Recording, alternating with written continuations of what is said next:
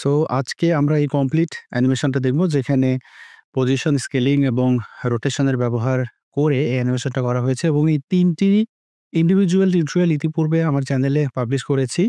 So আজকে এটা হবে একটা কমপ্লিট ছোটখাটো একটা প্রজেক্ট। তবে এখানে কিন্তু আমরা আজকের পর্বে অ্যানিমেশনটা দেখব না। আজকে হবে খুবই গুরুত্বপূর্ণ ইলাস্ট্রেটরে লেয়ার সেপারেশন। সো টিউটোরিয়ালটা একটু বড় আর সময় নষ্ট না করে লেটস ডাইভ ইনটু ইলাস্ট্রেটর।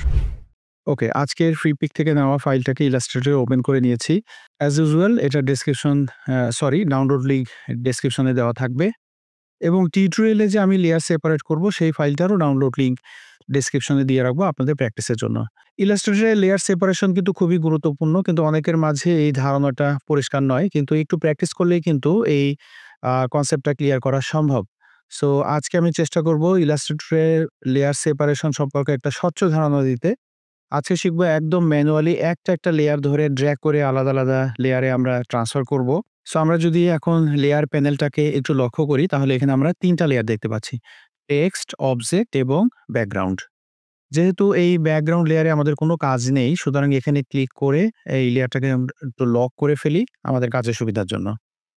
এখন এই টেক্সট লেয়ারটাকে যদি ডিলিট করতে চাই, এটাকে দুভাবে ডিলিট করা সম্ভব। এক হচ্ছে ডিজাইনে টেক্সট লেয়ারটাকে সিলেক্ট করব এবং কিবোর্ডে যদি ডিলিট হিট করি তাহলে এটা মুছে যাবে। কিন্তু লেয়ার প্যানেলে যদি আমরা লক্ষ্য করি লেয়ারটা কিন্তু থেকে গেছে। সুতরাং এটাকে আমরা পার্মানেন্টলি অ্যাকচুয়ালি লেয়ার প্যানেলে লেয়ারটাকে ধরবো, যে লেয়ারটাকে আমরা রাখবো না, এবং এই ট্র্যাশ আইকনে ক্লিক করে লেয়ারটাকে পার্মানেন্টলি আমরা ডিলিট করে দিব। এখন আমরা এই অবজেক্ট লেয়ারের এই অ্যারোতে ক্লিক করে এটাকে যদি আমরা এক্সপ্যান্ড করি তাহলে দেখতে পাচ্ছি যে বিভিন্ন ডিজাইন এলিমেন্টগুলি ভিন্ন লেয়ারে রাখা আছে। বিশেষ করে এই বিল্ডিং লেয়ারগুলি কিন্তু এই একটা লেয়ারের ভিতরে, যেখানে আমরা আবার সাব লেয়ার আমরা দেখতে পাচ্ছি। যেমন আমরা দেখতে পাচ্ছি এই গ্রুপের ভিতরে সমস্ত বিল্ডিং। আবার এই গ্রুপে আমরা আই বাটনে ক্লিক করে দেখতে পাচ্ছি সকল স্টার কিন্তু এই গ্রুপের ভেতরে। যেমন এই স্টারস গুলিকে আমি রাখবো না, সুতরাং এই লেয়ারটাকে সিলেক্ট করে আমি ট্র্যাশে ক্লিক করে ডিলিট করে দিলাম। আবার এই হার্টস গুলিকেও আমি রাখবো না, সুতরাং এই লেয়ারটাকে ধরেও আমি ডিলিট করে দিচ্ছি। একইভাবে ডিজাইন থেকে এই যে পেন্সিল, দেন এই যে স্ক্রুড্রাইভার লেয়ার, এগুলোকে ক্লিক করে আপনাদেরকে আইডেন্টিফাই করতে হবে। লেয়ার সম্পর্কে একটা পরিষ্কার ধারণা অর্জন করতে হবে। কোথায় কিভাবে ডিজাইন এলিমেন্ট গুলি থাকে।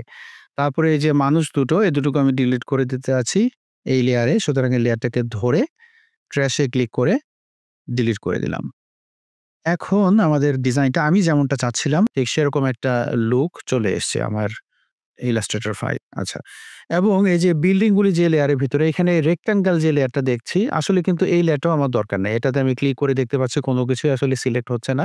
সো এই লেয়ারটাকেও আমি ডিলিট করে দিলাম।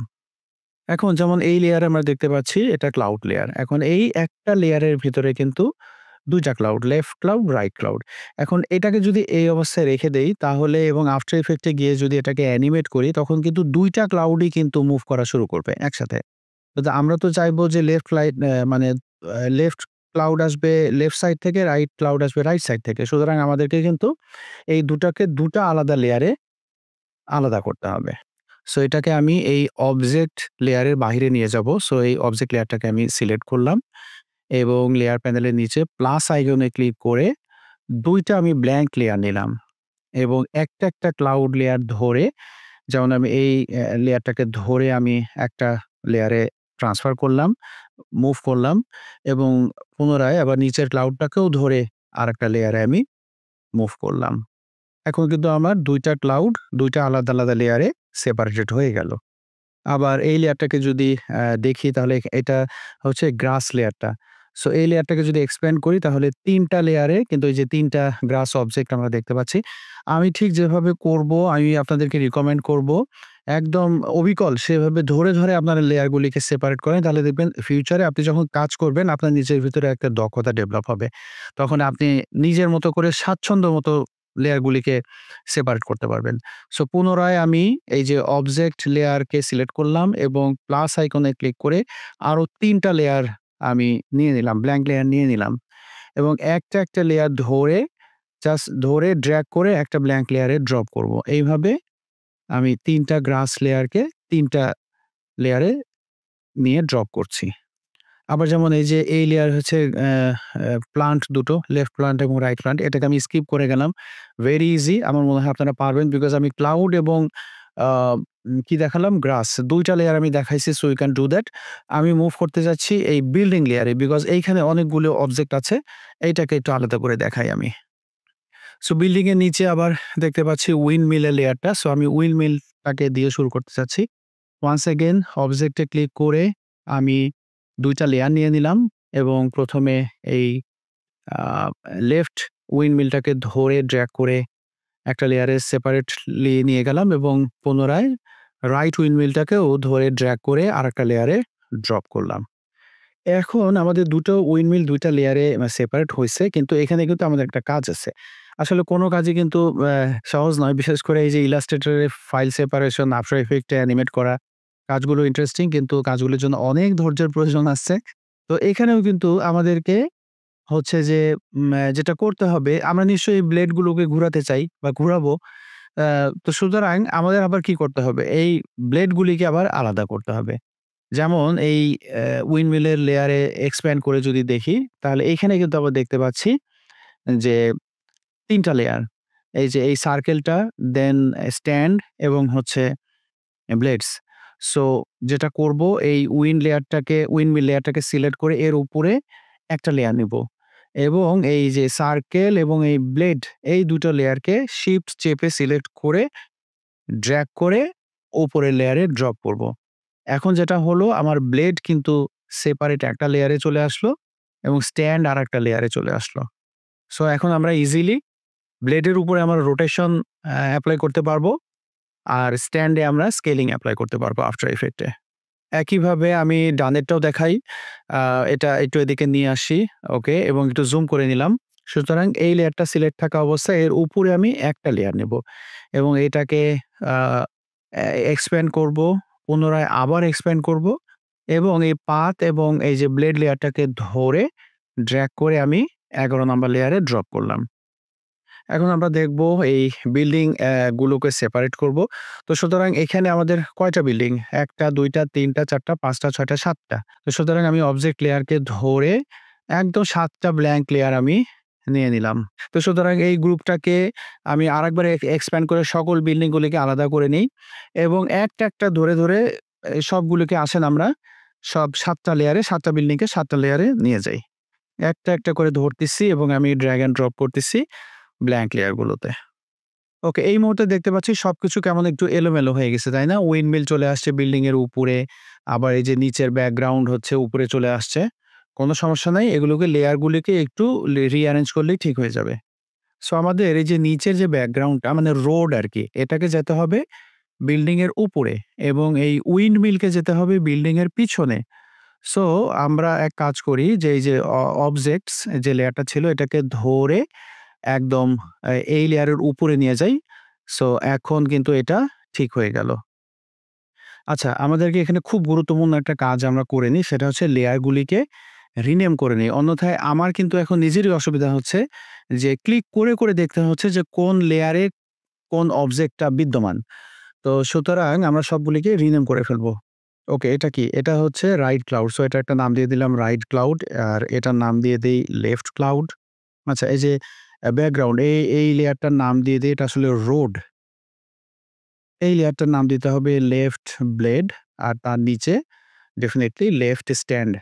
বাই দ্য ওয়ে আমি একইভাবে কিন্তু একইভাবে বলতে মানে সবগুলি লেয়ারকে কিন্তু সিমিলার রেসপেক্টিভ নাম দিয়ে দিচ্ছি যেন আমার পরে নিজে চিনতে সুবিধা হয়। সো আমার যেহেতু লেফট এবং রাইট উইন্ডমিলের আমি রিনেমিং করে ফেলছি। সুতরাং এই বিল্ডিংটাকে ধরে আমি উপরে দিয়ে দিলাম। আবার রাইট সাইডের এই বিল্ডিংটাকেও ধরে আমি আ উইন্ডমিলের উপরে দিয়ে দিলাম। সো এখন কিন্তু উইন্ডমিল দুটো বিল্ডিং এর পিছনে চলে গেছে।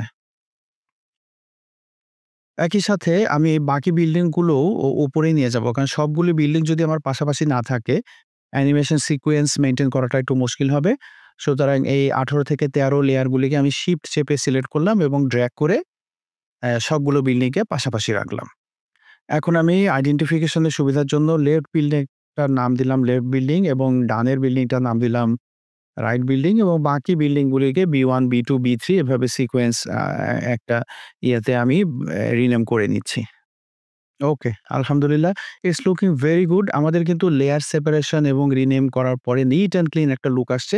যেটা আমরা আফটার ইফেক্টস এ নিয়ে গেলে খুব সহজে আইডেন্টিফাই করতে পারবো এবং অ্যানিমেট করতে পারবো।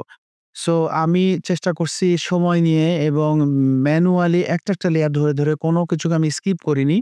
সো আই হোপ যে যারা এটাকে ফলো করছেন আ আ ইট ওয়াজ রিয়ালি হেল্পফুল। এখন এখানে আমাদের ছোট্ট আরেকটা কাজ আছে, সেটা হচ্ছে আর্টবোর্ডের সাইজটাকে আমাদের YouTube কনটেন্টের জন্য ফিট করে দিতে হবে।